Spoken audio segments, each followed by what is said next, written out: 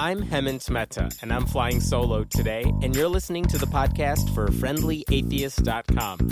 You can now listen to all of our episodes and see show notes at FriendlyAtheistPodcast.com. And by the way, we now have a merchandise shop on our website, so if you want your podcast swag, and you know you do, go to our website and click on the Store tab.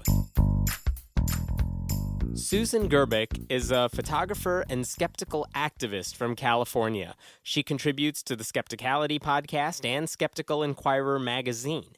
In addition to co-founding the Monterey County Skeptics, she leads a really fascinating group called Guerrilla Skepticism on Wikipedia, which we'll talk about in just a moment. Susan, thanks for being with me. Oh, it's so great to be here. Great. So how did you get interested in doing all this skeptical stuff? For people who aren't familiar with you, tell us a little bit about yourself. Oh, my goodness. Well, I'm born and raised in Salinas, California. And, oh, by the way, I've got a little bit of a cold, so if I sound extra sexy right now, it's the cold, okay? Got it. That's not my normal voice necessarily. But, I was raised Southern Baptist. And I didn't know anything about atheism. Back in the day, we didn't have the internet. We didn't have anything like that. The only thing we had was a library and a TV with a couple of channels on it. So raised out here in California, I didn't really know anything about anything. I was pretty gullible and pretty alienated out here. I didn't really have a lot of family or anything like that.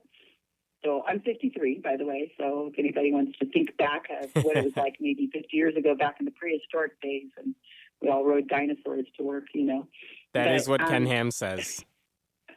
I came across the book, Madeline Murray O'Hare's book, I think it was called All About Atheists, or I'm trying to remember. I have it here somewhere on one of my bookshelves. Sure, but one of those classic atheist books. Yeah, and I had never heard of atheism before. One of my high school teachers was saluting the flag, and he did not mention the under God part. And that's the first time, I swear, that is the first time I realized that there was this thing called atheism. Because I asked him, I said, why are you not saying the under God? And I was a very religious girl. He said, I was trying to be. I didn't really know any different. And he said that he didn't believe in God. And I was shocked, absolutely shocked. I think it must have been 16 or 17. And at that point, it hadn't dawned on me that you could not believe.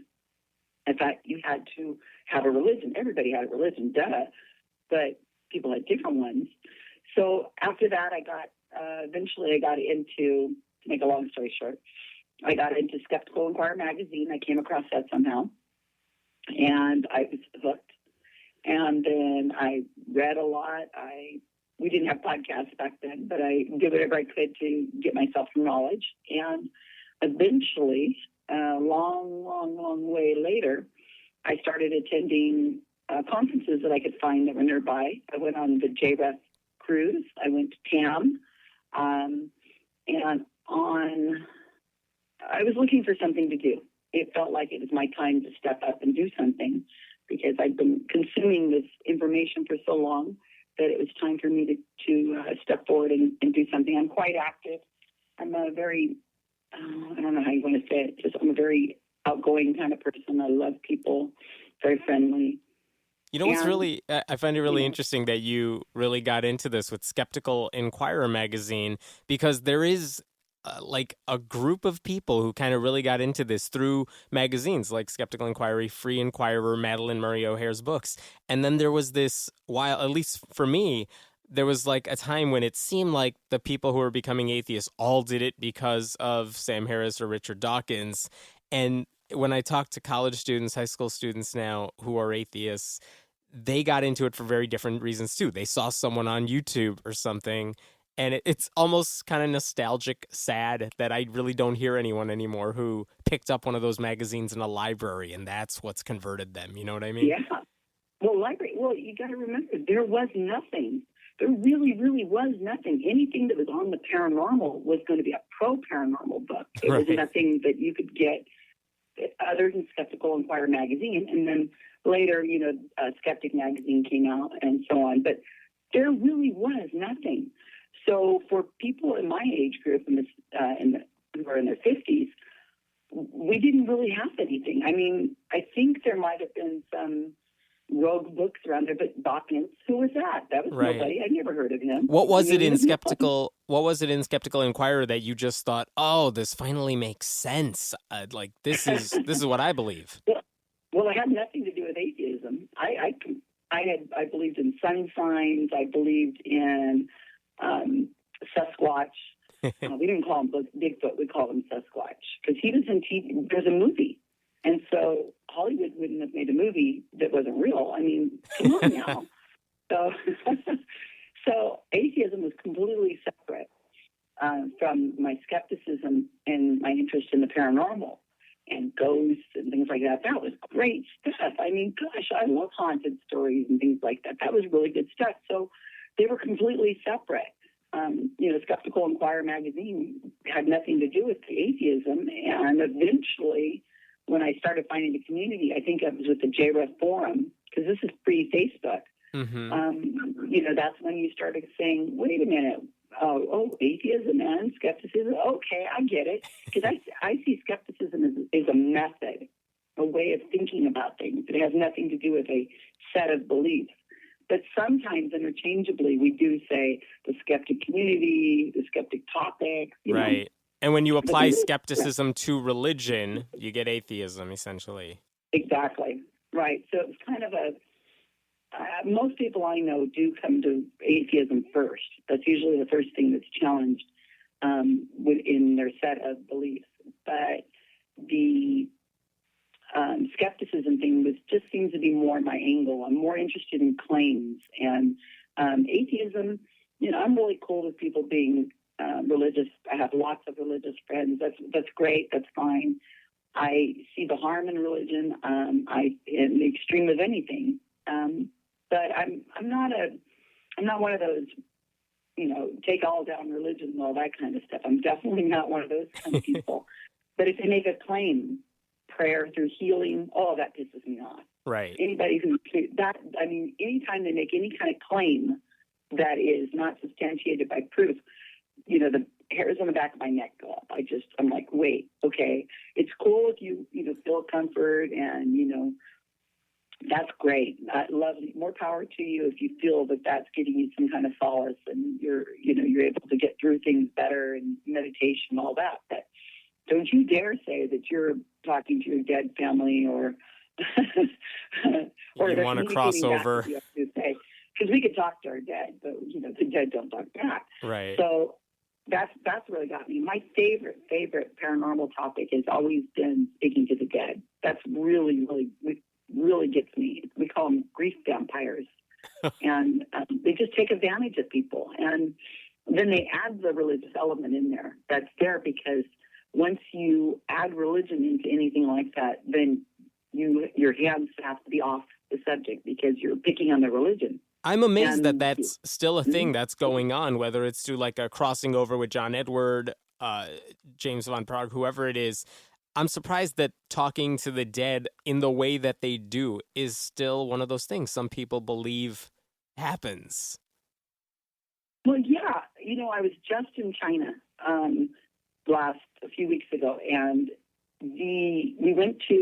there was a day, it's a huge holiday over there in China and Hong Kong called Double Ninth, and it's a day of celebration of your relatives. It's like Dia de los Muertos here in America. And one of the Chinese men that we met, he said, you guys don't believe in ghosts. He said he didn't understand that because on the anniversary of his grandmother's death, a butterfly visits them. And we're like, yeah. And he says, well, explain that. There are butterflies outside. That's how it works. What do you it was in his mind, the butterfly visits his grandparent. His grandmother is the butterfly, and they visit, and she visits with them, and it's a great comfort, and they talk to him all the time. There's, something moves in the room, well, that's Grandpa, or, whatever. They don't have psychics like we have over here because they don't need that person in the middle to talk to their relatives. They constantly can talk to the relatives. They have superstitions of a different sort. it seems. Yeah, it's interesting. It's a very interesting thing, and they have conversations with him about how their life is going. They get advice. So, I mean, we kind of do the same thing of sorts too. I know, I think about my parents too, and think about, what they would say if I was able to ask them. Yeah. And in a way, they answer me because I am their child, and I kind of know what they would say. So, Right. So but going, religion is a big part of the paranormal, speaking to the dead, because not only is it a way of keeping your hands off of somebody's claims because they just say, "Hey, that's my belief, leave me alone," but also because of tax exemption. A lot of these paranormal groups become churches, and then they're now tax deductible. isn't that convenient? Isn't that sweet? Yes. So not only can you not challenge their claims, but they also get the tax deduction. So yeah, I know it's enough to make you scream, but we do what we can. Yeah. So you started getting involved in all this skepticism in that world, being part of the James Randi Foundation, those forums, and you said you wanted to find a way to give back to this community that had given so much to you. How did you begin your activism then? At what point did you say, okay, this is a niche where I can really provide something? Oh, yeah. Now, that was almost an accident because I was trying to find what I could do because I'm very social. I know lots of people. I was trying to hook people up with people who should know each other because, this person's a good person to do this. And I wasn't getting anywhere. I didn't really know what I was doing. Then I went on another JREF cruise, this time to the Caribbean, and Tim Farley was on that. And I've known Tim Farley before, but he gave a Skeptic Camp presentation on editing Wikipedia and why that's important. Uh-huh. And I took notes, and I said, oh, that's nice, but I'm a photographer by trade. I really don't know anything about technological things. I'm a baby photographer, actually. So I uploaded a photo of Brian Dunning to Wikipedia. And Brian hosts the Skeptoid podcast. That's really nice. I figured out how to do that. Yeah. And I uploaded the photo. I put it on his Wikipedia page, and I said, wow, this picture looks nice, but this page looks like crap. So what I did is I started playing around with it, and I self-taught myself to edit Wikipedia. And I really made a lot of mistakes. I really didn't know what I was doing for a long time because I don't really understand written directions real well. I'm more of a hands-on kind of person like most people. Wikipedia is kind of made for people to be reading the directions. And so it appeals to a certain personality type, a certain type of person who's very analytical and likes written things. When you say you made a mistake with like Brian's Wikipedia page, what sort of mistakes are we talking here? Well, I did other things over time. The whole history of Wikipedia is open. So if somebody wants to go back far enough, they can see every mistake I made. They were really bad things. I just had a lot of trial and error, lots of errors, citation errors, and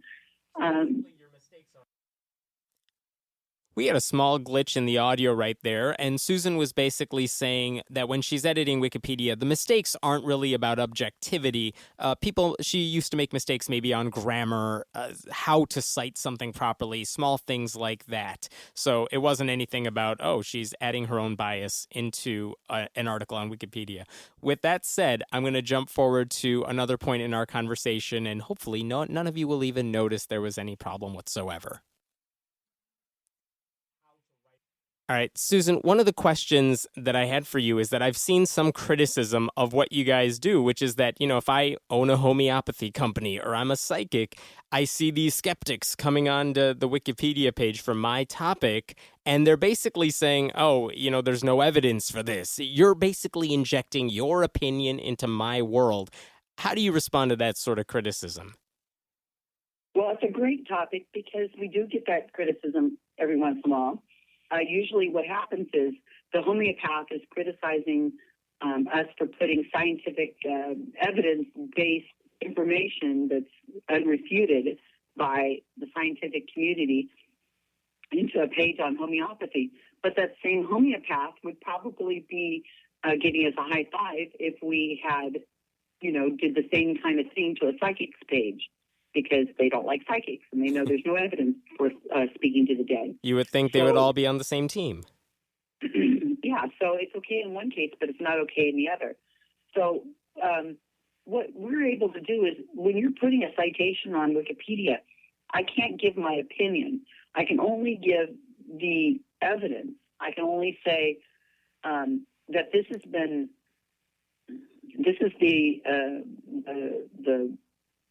how do I say? Wait, okay. This is the opinion, or not the opinion. This is what the medical community, the consensus of the medical community says about homeopathy. And so we're more than welcome to put their well-researched, well-documented information on a homeopathy page or a psychic page or whatever. But until that information is here, we can't put it up.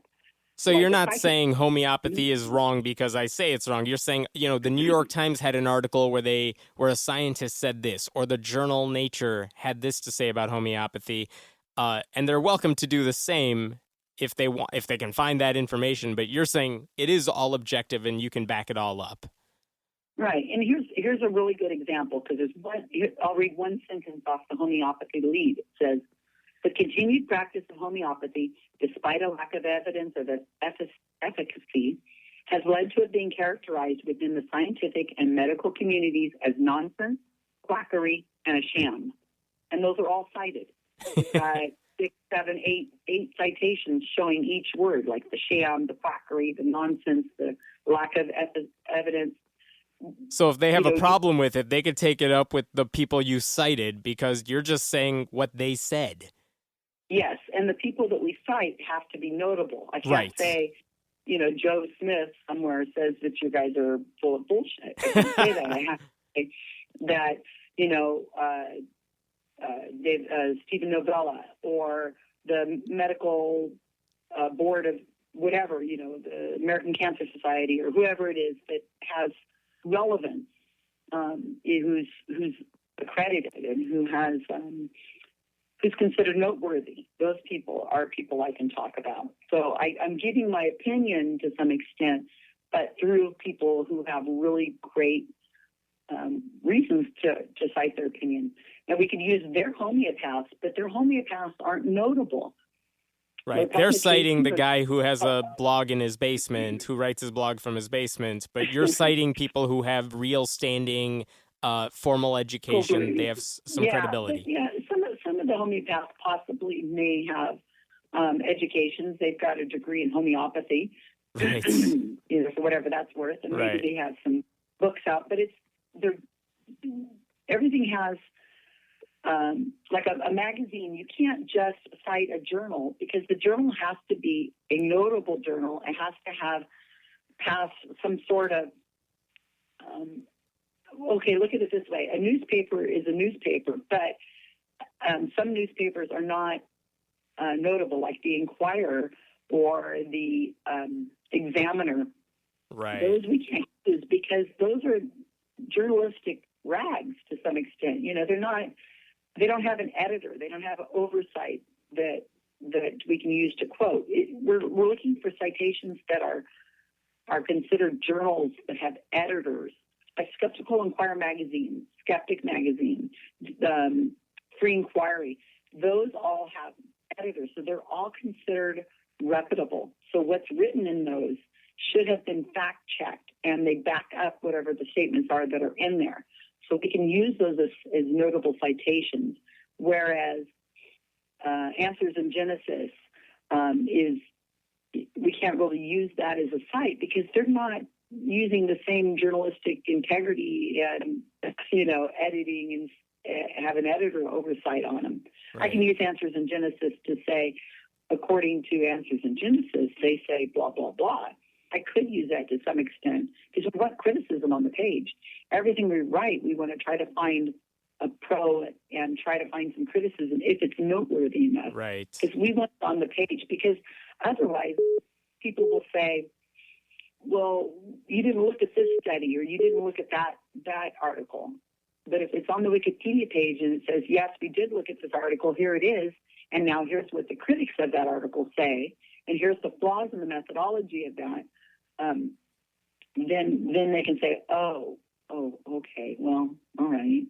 I have one, excuse me, I have one last question for you, Susan. If someone is interested in joining you in part of this team, the Guerrilla Skeptics team, what can they do? Well, we find a lot of people who come to us just thinking, oh my gosh, this is the greatest thing in the world, and I have to join this team.